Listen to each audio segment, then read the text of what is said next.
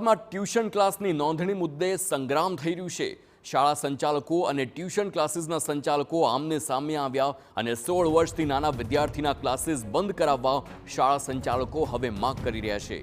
તો ટ્યુશનના ચલણ સામે કડક કાર્યવાહી શાળા સંચાલકોની માંગ છે। શાળા સંચાલકોએ સીએમને પત્ર લખી રજૂઆત કરી છે। ટ્યુશન ક્લાસીસ સામેની કાર્યવાહીના પત્ર બાદ ટ્યુશન સંચાલકો ખફાશે। વિદ્યાર્થી નબળો હોય તો વાલી ટ્યુશન અપાવે, એમાં ખોટું શું, તેમ ટ્યુશન ક્લાસીસના સંચાલક જણાવી રહ્યા છે। શાળા સંચાલકો શિક્ષણનું સ્તર સુધરે એ જરૂરી છે તેમ પણ જણાવ્યું। ટ્યુશન બંધ થાય તો બોર્ડનું પરિણામ 50% કરતાં પણ ઓછું આવી શકે છે તેમ ટ્યુશન ક્લાસીસના સંચાલકોનો દાવો છે। ટ્યુશનની શા માટે જરૂર પડે? શિક્ષક ન ભણાવે વર્ગમાં તો ટ્યુશનની જરૂર પડે। વિદ્યાર્થી નબળો હોય તો જરૂર પડે।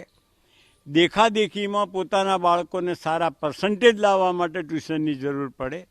તો આ કારણોસર આજે ગુણ આપવાના બદલે આપણે એને ગ્રેડ આપીએ જેથી એની હરીફાઈ ઓછી થાય।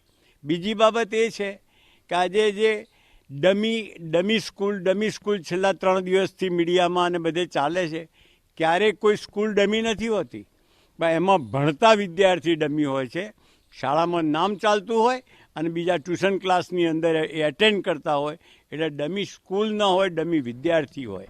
શાળા સંચાલક મંડળ દ્વારા જે પત્ર આપવામાં આવ્યો છે અને અમે વખોડીએ છીએ। ટ્યુશન એ બધી નથી।